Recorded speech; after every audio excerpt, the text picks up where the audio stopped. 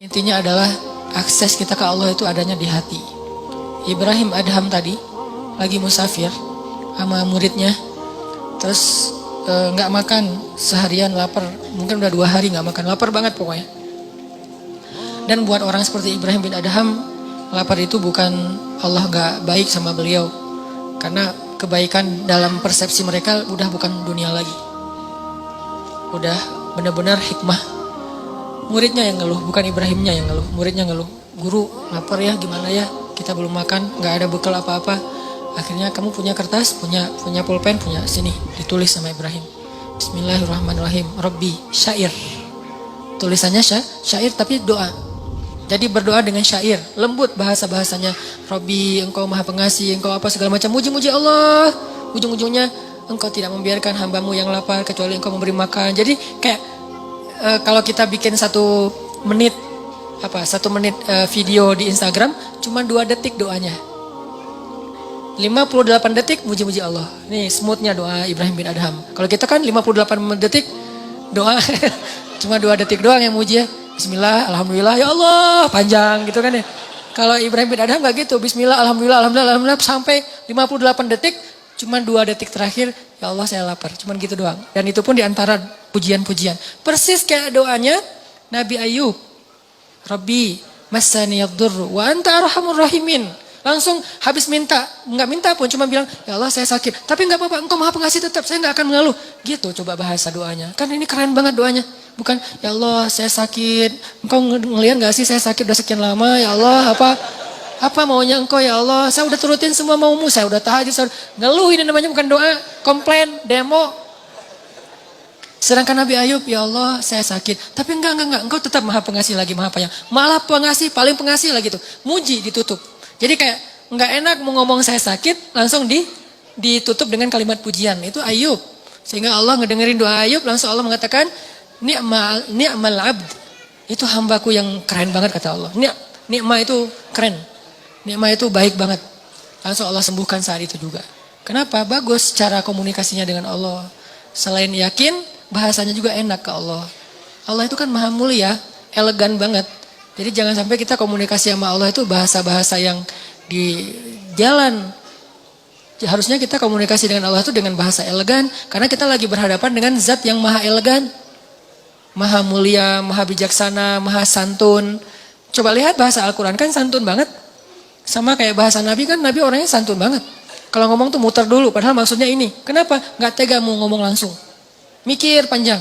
Sama kayak yang saya bilang kemarin, Nabi mimpi ngelihat surga, terus di dalamnya ada istana yang indah. Gak sengaja di sebelahnya ngelihat cewek lagi main ayunan. Nabi gak bilang itu istri siapa. Gak bagus nanya istri orang. Tapi Nabi nanya, itu rumah siapa? Otomatis itu istri yang pemilik rumah. Kan keren bahasanya. Itu rumah siapa Jibril? Rumahnya Umar. Astagfirullah, langsung balik arah. Gak sengaja ngelihat istrinya Umar. Ngomong ke Umar, aku lihat rumah kamu di surga. Oh gitu ya Rasulullah, terus gimana? Ya udah gitu aja kata Nabi. Gak mau dijelasin, kau khawatir Umar jadi cemburu. Nabi kok ngelihat istri saya sih kan jadi gitu ya, gak enak ya. Diam aja Nabi. Ya Rasulullah, jelasin gimana suasana rumah saya, pekarangan kayak gimana gitu. Terus kata Nabi, enggak usah lah Umar, udah cukup segitu aja, berbahagialah. Ya Rasulullah, ngejar terus akhirnya. Maaf ya, gak sengaja istri kamu lagi ayun-ayunan, saya ngelihat, tapi gak sengaja loh Umar. Ya Rasulullah, Umar tersenyum. Bagaimana mungkin saya cemburu kepada engkau ya Rasul? Baru Nabi lega gitu. Kan lembut banget cara Nabi bertutur. Allah aja nyuruh Nabi Musa dan Harun ngomong ke Firaun itu, wa qula lahu qawlan layyinan. Ucapkanlah untuk Firaun itu kalimat yang lembut wahai Musa dan Harun. Karena Allah tahu banget lah hamba yang satu ini, Musa ini kalau ngomong, wah, orasi Musa teh. Beda dengan Harun diplomasi kan. Kalau Musa itu orasi, orator banget. Wahai Firaun, harusnya gitu. Tapi enggak, wahai Firaun. Gara-gara apa? Baca deh secara emosi ayat di surat Toha dan Al-Qasas. Makanya saya suka tafsir fi Zilalil Quran, nanti teman-teman bisa cari di toko buku. Tafsirnya Syekh Said Qutb yang ditulis dalam penjara tuh. Karena itu tafsir yang paling emosional.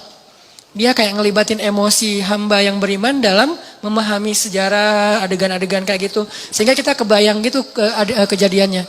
Kalau nggak ada emosinya kan kayak flat ya. Kayak kita baca adegan biasa aja.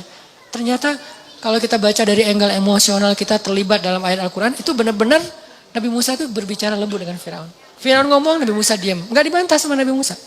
Nanti pas Firaun udah selesai ngomong, baru Nabi Musa ngomong. Nggak ada bantah-bantahan, potong pembicaraan, apa segala macam, pura-pura teleponnya, disconnect, akhirnya diputus. Maaf ya tadi keputus, padahal emang sengaja diputus. Nggak ada Nabi Musa kayak gitu. Didengerin, udah selesai ngomong, dijelasin lagi. Dan jujur, siapa yang ngomong gini wahai Musa? Allah, kata Musa. Kamu tahu ini enggak? Enggak tahu, Allah yang tahu. Saya tanya dulu ke Allah, jujur, enggak sok tahu. Ini bahasa-bahasa yang lembut. Kita ke Allah juga gitu. Nabi Zakaria. Zikru rahmati rabbika abadahu Zakaria idh nada rabbahu nidaan khafiyya, suara yang lirih. Ngomong sama Allah itu lembut. Qala rabbi inni wahana al-'azmu minni washta'ala ar-ra'su shayba wa lam akun bidu'aika rabbi shaqiyya. Di ayat yang lain, Rabbi habli min ladunka dzurriyyatan thayyibah innaka sami'ud du'a.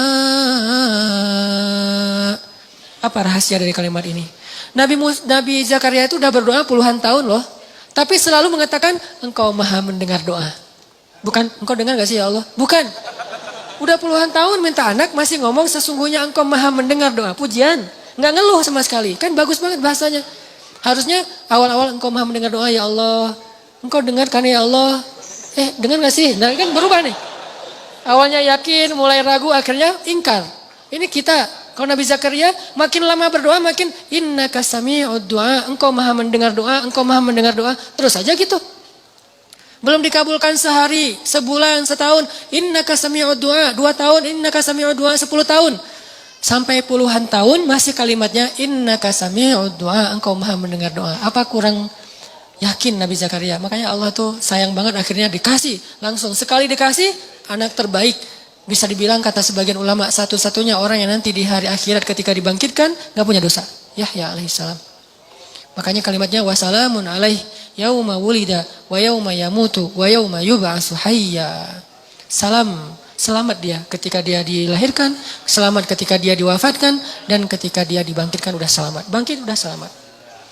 Jadi kalau di antara sahabat ada yang dijamin masuk surga, itu kualitasnya kayak gitulah kurang lebih Nabi Yahya di antara para anbiya. Pastinya semua itu adalah keutamaan yang dimiliki oleh Rasulullah SAW. Cuman kalau di nabi-nabi yang lain di-share beda-beda. Kalau Nabi Muhammad semua keutamaan para anbiya ada pada diri beliau. Tapi nabi-nabi yang lain beda-beda. Nabi ini lebihnya di sini, nabi ini lebihnya di situ. Karena kata Allah, wa kadzalika faddalna ba'dahum ala ba'd. Begitulah kami berikan kelebihan sebagian nabi atas sebagian yang lain. Beda-beda kelebihannya. Tapi Nabi Muhammad merangkum semua kelebihan para anbiya dari Nabi Adam sampai Nabi Isa. Semua mukjizat ada pada beliau, cuman gak semua dikeluarin. Kalau mau, beliau tuh kayak avatar gitu kan. Semua elemen dikumpulin kan. Itu Muhammad banget tuh. Yang lain kan dibagi-bagi, ada yang api, ada yang tanah, ada yang air. Ini semuanya dapat. Nabi Sulaiman dengan jinnya. Nabi Muhammad bisa lebih dari itu, cuman gak mau pamer. Kalau mau, Nabi Muhammad bisa lebih dari Nabi Sulaiman, ngumpulin pasukan jin. Nabi Sulaiman berperang dengan pasukan jin. Nabi Muhammad pasukan malaikat, lebih keren siapa? Cuman kan bukan kita mau banding-bandingin para anbiya ya. Lebih kepada mau ngelihat betapa luar biasanya Nabi Muhammad. Nabi Sulaiman perang pakai pasukan jin. Ada jin penyelam, free dive gitu jinnya teh. Dan ayatnya emang gitu, jin penyelam. Berarti kan free diver ya. Kalau free diver sekarang mungkin 500-600 meter nyelam, itu udah kilometer loh. Itu benar-benar free diver yang legend banget lah udah kedalaman yang sampai nggak tembus cahaya matahari. Ada jin yang kerjanya sebagai juru masak, chef. Bayangin jin chef, tuh gimana masakannya? Darah, tulang gitu ya. Jadilah masakan-masakan yang istimewa. Jin lagi nge-chef gitu di dapur. Tiba-tiba free divernya tuh datang. Kasihan banget saya lo kerjanya di dapur melulu nggak pernah ke laut. Emang di laut gimana? Wah keren banget. Gua nyelam setiap hari tuh udah di mana-mana udah terumbu karang di daerah Bunaken, di mana-mana udah gua lihat tuh. Ada jin surfer, wah ombak di sana masih lebih keren di sini nih, ombak udah barrel udah segala macam. Pokoknya jin laut nih, jin cai. Ini ada jin ulin, ada jin yang di dapur. Jin ulin nih yang udah biasa ulin, selalu postingan snapgram mereka tuh seru-seruan yang di dapur. Ya, kok saya mah snapgramnya piring lagi. Datang nih jin laut, manas-manasin jin dapur. Lu ikutin dong sekali-kali, kita lagi ini bentar lagi kita mau touring loh gitu. Oh begitu? Ya, yuk kita ikut touring. Nih gue sediain nih motor buat lo. Misalnya kalau nggak mau pakai yang mahal-mahal amat, minimal lo pakai yang Triumph lah misalnya. Lo pakai nih Triumph punya gue, kalau nggak mau pakai Harley. Oh beneran? Ah nggak jadi, kenapa? Last minute dia bilang nggak jadi. Padahal touring udah pada siap nih, orang udah pada ngumpul di meeting point. Kenapa nggak jadi? Takut kepada Sulaiman. Padahal Sulaiman nggak ada. Bukan cuma nggak ada, sudah tiada. Bukan cuma nggak ada, sudah tiada. Artinya mereka nggak tahu kalau Sulaiman sudah wafat. Cuman wafatnya keren sambil duduk. Kalau kalau orang yang nggak beriman mungkin wafatnya jungkir balik ya. Ini duduk aja tenang sambil zikir, wafat. Baru jatuh gara-gara tongkat beliau pegang itu dimakan rayap. Dan kira-kira berapa lama buat rayap butuh waktu untuk merusak tongkat. Dan itu tongkat warisan para nabi, berarti tongkat yang kayunya bagus. Beberapa hari kan? Atau mungkin beberapa bulan. Artinya sekian lama itulah jin gak tahu kalau Sulaiman udah wafat. Terus gimana jin mengatakan tahu hal yang gaib? Sulaiman di sebelah mereka aja gak tahu kalau wafat. Kemungkinannya adalah bohong saja. Gak mungkin jin tahu. Kalau dia tahu yang gaib, dia pasti tahu Sulaiman sudah wafat. Ini jin. Nabi Muhammad pasukannya malaikat. Kalau Nabi Sulaiman lalu lalang jin keluar masuk ke istana beliau, Nabi Muhammad malaikat keluar masuk ke masjid beliau. Dan bukan malaikat biasa. Zu mirratin, malaikat yang paling wibawa, paling karismatik, malaikat paling diseganin di langit. Kalau dia lewat semua malaikat pada diem. Ada yang lewat. Siapa? Jibril. Kalau Jibril udah lewat, diam semuanya. Kenapa? Wibawanya Jibril. Kalau Jibril ngomong, malaikat pada nunduk semuanya. Wibawanya Jibril. Malaikat sekeren ini teman mainnya Rasulullah Sallallahu Alaihi Wasallam.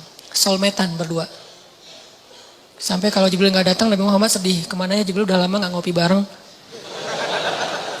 Ngeliat ke langit, Jibril kemana ya? Mau ditelepon nggak punya nomornya. Karena nggak ada telepon dulu, doa aja ya Allah, mana Jibril, mana Jibril, mana Jibril. Jibril juga di langit. Aduh pengen banget ketemu Nabi Muhammad nih di bawah, gimana ya nggak bisa turun. Kenapa? Wa ma natanazzalu illa bi amri rabbik. Asbabun nuzul ayat itu di surat Maryam. Kami tidak turun Muhammad kecuali perintah Allah. Pengen sih turun, cuma belum ada perintah, jadi nggak bisa. Walaupun malaikat itu emosional, punya perasaan, tapi nggak bisa menurutkan perasaannya kecuali dengan sami'na wa ta'ana. Jibril pengen turun, Muhammad pengen ketemu, sama-sama kangen nih. Bayangin kangennya dengan manusia dengan malaikat, kan keren banget. Malaikat aja kangen sama Nabi, kita nggak ada yang ngangenin. Aduh. Ini malaikat aja kangen, kan keren banget akses 4G-nya ya. Pas Jibril turun, wah Jibril, wah Rasulullah, slow motion. Akhirnya Nabi nanya, Jibril kemana aja? Kok nggak pernah ketemu udah beberapa hari? Ya Rasulullah, saya juga kangen. Tapi kata Allah, wa ma natanazzalu illa bi amri rabbik.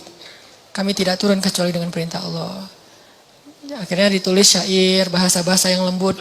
Ada sedikit kalimat ya Allah, kami lapar. Tapi kecil, ibarat baitnya panjang, cuman setengah bait kami lapar. Sisanya puji-pujian ke Allah. Lalu setelah Ibrahim bin Adham selesai nulis kayak gitu, dia gulung kertasnya, dikasih ke muridnya, dia bilang, keluarlah dari masjid ini, serahkan kertas ini kepada orang yang pertama kamu temui di luar masjid. Siapa? Pokoknya siapa aja. Laki-laki ya, bukan cewek. Bahaya kalau cewek. Laki-laki pertama yang kamu temui di luar masjid. Keluar tuh. Lagi di jalan di depan masjid, tiba-tiba muncul seorang laki-laki, lagi bawa bungkusan gitu. Assalamualaikum, waalaikumsalam Pak. Ini ada kertas dari siapa? Dari guru saya. Pas dibaca langsung menangis laki-laki itu. Diserahkan bungkusan itu, kembalilah kepada gurumu. Pas dibuka adalah 1000 dinar. Siapa laki-laki itu? Allahu alam. Semudah itu menyelesaikan masalah di antara mereka. Bukan berarti kita berharap sedekah, bukan ya. Ini hanya sebuah inspirasi. Semudah itulah memberi rezeki kepada hamba yang Allah ridhoi. Jadi kalau kita punya 4G ke Allah itu sebetulnya cuma butuh gini doang. Ya Allah. Gitu doang bahasanya. Kadang-kadang gak pakai iya, Allah doang. Allah, beres. Kadang-kadang gak pakai Allah, cuman ahad. Belum jelas kan? Cuman satu. Tapi bukan dalam masa kampanye ya. Satu, itu langsung Allah beri pertolongan. Kan Bilal itu gak ngomong, ya Allah tolonglah saya lagi disiksa nih. Allah lihat nih bekas-bekas siksaan. Gak ada. Cuma satu kata pendek loh. Kalau kita kan doanya tuh udah buka baju dan tunjukin, ya Allah nih lihat nih saya lukanya banyak nih apa segala macam. Pokoknya udah lebay banget lah kalau kita berdoa ya. Sahabat doanya gak lebay, lembut. Ahadun ahad, ahadun ahad. Langsung saat itu juga ditolong sama Allah. Mana Ustaz ditolong, kan berbulan-bulan Bilal disiksa. Emangnya pertolongannya itu hanya dengan dibeli oleh Abu Bakar dan dimerdekakan? Salah paham lagi nih. Pertolongan pertama Allah kalau hambanya lagi UGD, bukan dibikin langsung sembuh. tapi dikuatkan hatinya dengan kesabaran. Itulah pertolongan pertama. Bilal ketika disiksa, Allah nggak langsung nolong Bilal dengan cara dibeli sama Abu Bakar di hari yang sama. Hari ini disiksa, hari ini dibeli, hari ini dibebasin. Itu nggak keren ceritanya. Nggak ada kelihatan kesan Bilal sabar. Terus nggak jadi cerita yang melegenda kan. Kalau cuman hari itu disiksa, hari itu dibeli, hari itu dibebasin, nggak akan melegenda nama Bilal. Dia melegenda karena lama disiksa. Karena hampir orang itu nggak yakin Bilal akan bertahan. Dan ketika Bilal disiksa, hari itu juga Allah mengutus Jibril dan Allah menyuruh Jibril untuk menguatkan hati Bilal. Kayak disupport banget Bilal semua. Jadi ibarat Bilal didorong, Jibril yang nahan di belakang. Jadi badan Bilal itu nggak perlu pakai tenaga, pasrah aja. Kayak kita lagi tawaf puncak tawaf ifadah tuh di Ka'bah, kalau lagi tawaf ifadah kita tawaf tuh nggak perlu melangkah, berdiri aja, muter sendiri. Saking padatnya Ka'bah, berdiri aja. Saya dulu waktu masih haji tuh tawaf ifadah pas pulang habis jamrah pertama langsung tawaf ifadah, itu rapat banget, saking rapatnya nggak perlu gerak, begini aja. Tidur juga nggak masalah. Tidur tiba-tiba udah 21 putaran, 3 kali tawaf gitu ya. Oh berapa ini udah putarannya, ngeliat jam udah 2 jam ternyata. Tidur aja itu muter. Saking luar biasanya. Gitulah Allah membackup Bilal ketika disakiti oleh Umayyah bin Khalaf. Hatinya langsung ditahan oleh Allah supaya dia bersabar. Sehingga ketika Umayyah bin Khalaf menyiksa Bilal, Umayyah itu pengen pamer. Makanya dia live streaming. Ada yang nge-shoot live streaming di YouTube, di Instagram, di FB, di mana-mana pokoknya live streaming. Mengundang TV-TV lokal dan nasional. Pokoknya setiap jadwal Bilal disiksa itu semua TV itu siaran langsung. Beberapa tayangan yang lain, film, Hollywood, bola, Piala Dunia, sepi penonton. Ratingnya yang ini paling tinggi. Benar-benar siksaan Bilal itu ratingnya paling tinggi. Yang nonton pada komen. Ada yang komen gini, kasihan ya gitu. Terus yang lain komen juga, siapa? Maksudnya kasihan ke siapa nih? Ke Bilal atau ke Umayyah? Yang ketiga membahas Umayyah, bukan Bilal. Kenapa malah kasihan kepada Umayyah? Karena yang terlihat tersiksa justru Umayyah, bukan Bilal. Jadi Bilal disiksa, tetapi yang kelihatan wajah tersiksa justru Umayyah. Capek nyiksa Bilal. Bilal biasa-biasa aja. Ahadun ahad. Umayyah, aduh kok gini ya? Capek banget sih nyiksa dia. Jadi orang justru kasihan kepada Umayyah, bukan kepada Bilal. Kenapa bisa kayak gitu? Karena Allah menolong Bilal dengan ahadun ahad. Dan Allah tidak menolong Bilal dengan ujuk-ujuk langsung datang Abu Bakar. Enggak, dengan dikuatkan hatinya. Setelah sekian lama dikuatkan hatinya, akhirnya pertolongan kedua pun datang. Setelah pertolongan hati baru pertolongan dengan solusi konkret, yaitu Abu Bakar datang dan membebaskan Bilal. Jadi ini aksesnya Bilal ke Allah cepat banget. Sampai Nabi senyum dan mengatakan, ya Bilal, baru aja semalam aku dengar langkah-langkah kaki kamu di dalam surga. Langkah kakinya terdengar di surga, orangnya masih di dunia. Coba Masya Allah ya, kita udah meninggal aja belum jelas langkah kakinya di surga nih. Ini Bilal masih hidup di dunia, masih main-main, masih nongkrong, masih ngopi. Kakinya udah di surga. Kayak gimana tuh? Luar biasa. Artinya Allah itu ngasih keistimewaan yang luar biasa buat Bilal. Buat Khabbab bin As. Buat Sumayyah, istrinya Yasir. Sumayyah itu maaf, ditusuk dari kemaluannya sampai ke belakang. Dan meninggal di tempat. Apakah Allah tidak menolong Sumayyah? Justru itu pertolongan Allah buat Sumayyah. Walaupun kezaliman untuk Abu Jahal. Itu pertolongan Allah untuk Masyiatah dan bayi-bayinya. Walaupun kezaliman buat Fir'aun. Jadi teman-teman, akses 4G kita ke Allah itu dimulai dengan iman. Kemudian dengan caption yang indah. Kita kalau posting captionnya lama mikir ya. Udah lama akhirnya tanya-tanya. Bikin sendiri captionnya. Captionnya terserah kalian deh gitu. Akhirnya dari komen kita caption, tipe lagi kan. Lihat gimana kita sering mentipo caption kita. Dalam semenit udah berganti caption berkali-kali. Caption ke makhluk aja kita mikir. Masa caption ke Allah kita gak mikir? Bikin puisi-puisi doa. Ustaz, masa doa pakai puisi sendiri gak dari Nabi? Dari Nabi juga, dari ayat juga, dari sahabat juga, dari diri sendiri juga. Karena kan ada doa-doa yang kita butuhin gak ada di zaman Nabi. Ujian nasional ada gak? Anak Nabi kan gak ada yang sekolah dan ujian nasional. Sehingga gimana? Ujian nasional, wah bid'ah ini doanya. Soalnya Nabi gak pernah baca doa ini. Gak kayak gitu cara memahami bid'ah. Gak usah terpancing dengan pemikiran orang yang mungkin belum utuh membaca hadis. Karena doa itu ibadah mutlak. Jadi bikin caption doa yang indah. Itu nomor 2, biar 4G, biar enak kita dengan Allah. Hasbunallah wa ni'mal wakil ada di Al-Quran. La haula wa la quwata illa billah ada Al-Quran. Itu kalimat-kalimat caption yang keren-keren loh. Kalau perlu itu jadi hashtag doa kita. Panjang captionnya, ujung-ujungnya hashtagnya la haula, hasbunallah, apalagi. innalillah gitu-gitu kan. Itu kan caption hashtag-hashtag yang udah sering dipakai ya. Sehingga nanti kalau mau ngelihat doa-doa kita itu tinggal buka hashtagnya kan kebaca tuh. Dan makin sering kita pakai hashtag itu makin di like. Lebih banyak likersnya di antara para malaikat. Terakhir satu kisah tentang hashtag la haula wala quwata illa billah. Ada seorang sahabat miskin datang ke Nabi ngadu. Dia bilang, ya Rasulullah, anak saya ditawan oleh musuh. Dan mereka meminta tebusan. Kalau saya nggak membayar tebusan 100 dinar itu kurang lebih sekitar 300 juta atau mungkin lebih.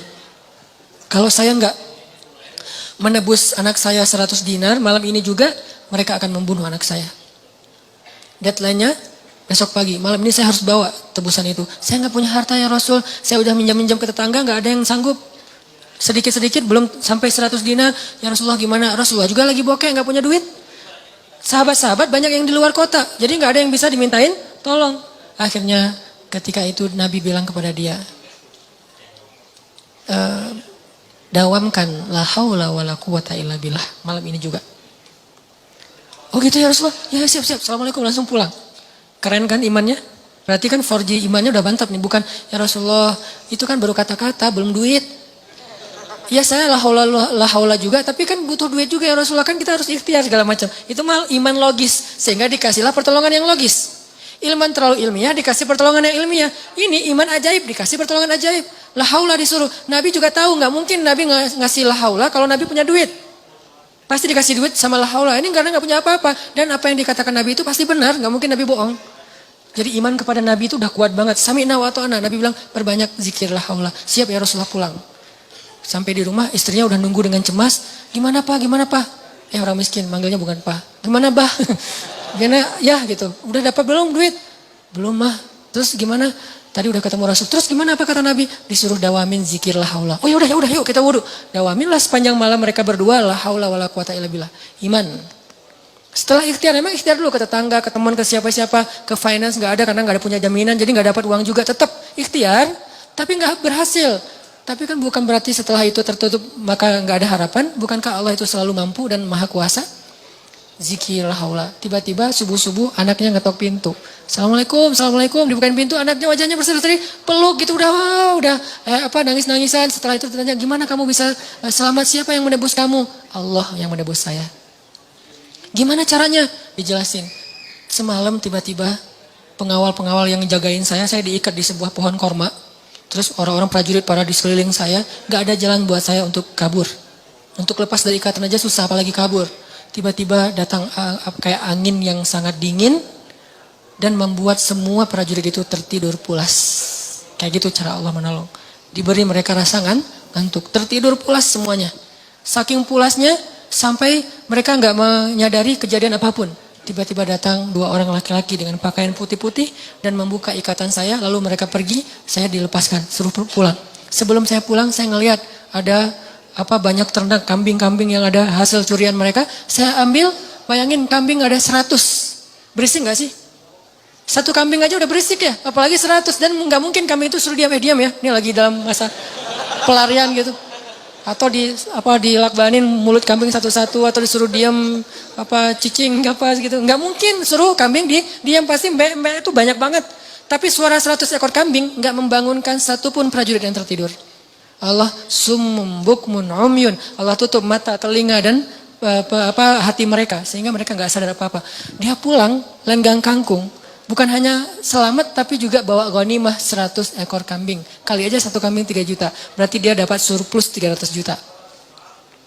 Kalau seandainya dia pakai ikhtiar bisa nebus 100 dinar, mungkin cuma bisa nebus anaknya.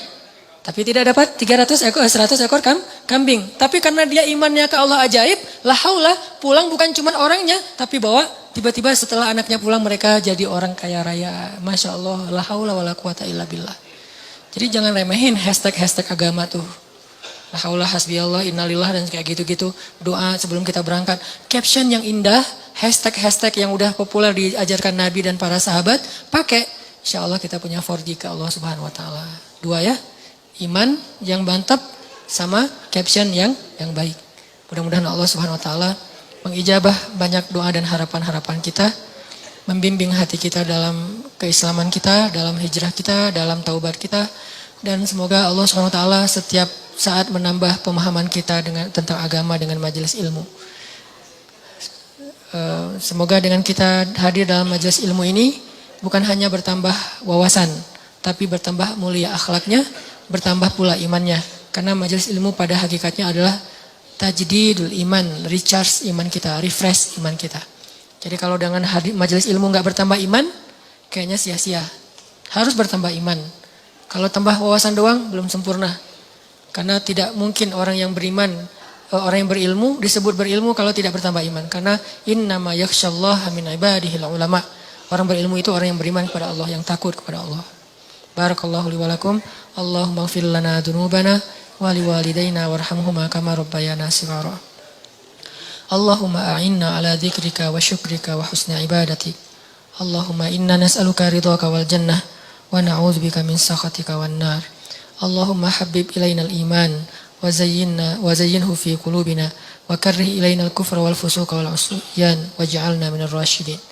Allahumma rabban nas adhibil ba's ishfi anta syafi la shifaan illa shifaa'uk ishfi shifaan la yughadiru saqaman.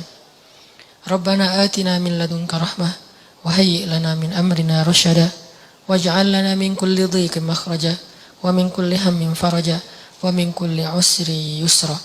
Allahumma ansuril Islam wal muslimin. Allahumma ansur ikhwanana al muslimina fi Ghutah. Allahumma ansur ikhwanana al muslimina fi Suriah. Allahumma ansur ikhwanana al muslimina fi Palestin. Allahumma ansur ikhwanana al muslimina fi Yaman. Allahumma ansur ikhwanana al muslimina fil Iraq. Allahumma ansur ikhwanana al-muslimina fi rahinya. Rabbana hab lana min azwajina wa dhurriyyatina qurrata a'yun waj'alna lil muttaqina imama. Rabbana atina fid dunya hasanah wa fil akhirati hasanah wa qina azabannar. Teman-teman yang dirahmati Allah, sekali lagi saya tetap mengumumkan bahwa pintu donasi kita belum ditutup. Kesempatan donasi masih terbuka insyaallah sampai pertengahan April. Karena saya berangkat ke kamp pengungsi Suriahnya pekan terakhir di bulan April. Jadi siapa yang masih mau berinfak fisabilillah untuk saudara-saudara kita di Ghouta, di Suriah secara umum, silakan nanti langsung kepada panitia atau dalam waktu dekat kita akan posting di Instagram saya dan Pemuda Hijrah nomor rekening yang akan kita gunain untuk mengumpulkan dana. Sekarang lagi disiapin dan insyaallah ini akan saya bawa sendiri, disalurkan sendiri, dan kita sekaligus saya mau survei. Kita akan bikin program kemanusiaan secara reguler di unregistered camp yang ada di perbatasan Suriah Turki. Alhamdulillah ada lahan beberapa hektar di sana. Nanti akan dibangun semacam apartemen. Kemudian kita dari anak-anak muda Bandung secara khusus akan mengisi beberapa program buat anak-anak muda yang jadi korban perang yang ada di kamp pengungsi yang banyak yatim piatu.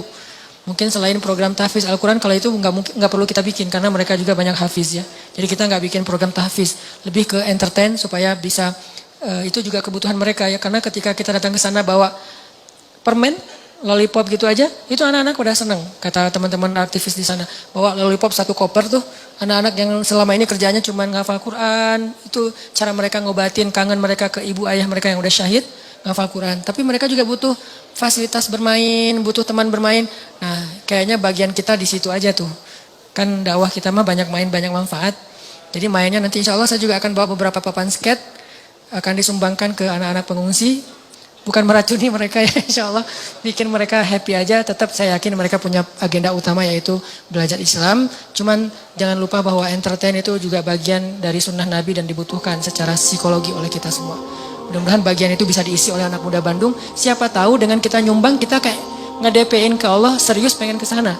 Suatu saat nanti teman-teman dari berbagai macam komunitas kita kayak bikin kerjasama, kolaborasi, program entertain anak-anak Suriah di camp. Tahun 2019 atau 2020 kita bisa ada perwakilan masing-masing, kita berangkat bareng nih. Anak muda Bandung, anak komunitas, anak main, anak musik, anak-anak industri kreatif berangkat ke Suriah bikin gebrakan yang tidak dilakukan oleh negara-negara Arab. Karena menurut saya sih kalau dari sisi kreatif dan entertain, Bandung itu bisa jadi leader di dunia. Kita udah jadi leader, bukan hanya bisa, kita udah jadi leader di dunia dalam industri kreatif, apalagi dengan youth movement, kan kota Bandung kota youth movement ya. Nah ini kita lakukan bareng-bareng nanti. Jadi kita ke sana bukan mau perang, bukan mau angkat senjata. Teman-teman pasti nggak percaya saya bakalan angkat senjata ya. Angkat istri aja ngos-ngosan, apalagi angkat senjata. Kita insya Allah bakalan mengisi program-program lebih kepada kemanusiaan dari angle youth, anak muda. Jadi saya tetap memotivasi, yuk kita bareng-bareng siapin dari sekarang. Siapa tahu 2019, 2020 benar-benar Bandung anak mudanya sampai ke Suriah, sampai ke Palestina untuk membantu kemanusiaan dari kreativitas kita di Bandung insya Allah. Saya yakin banget itu gampang dilakukan oleh kita. Barakallah. Assalamualaikum warahmatullahi wabarakatuh.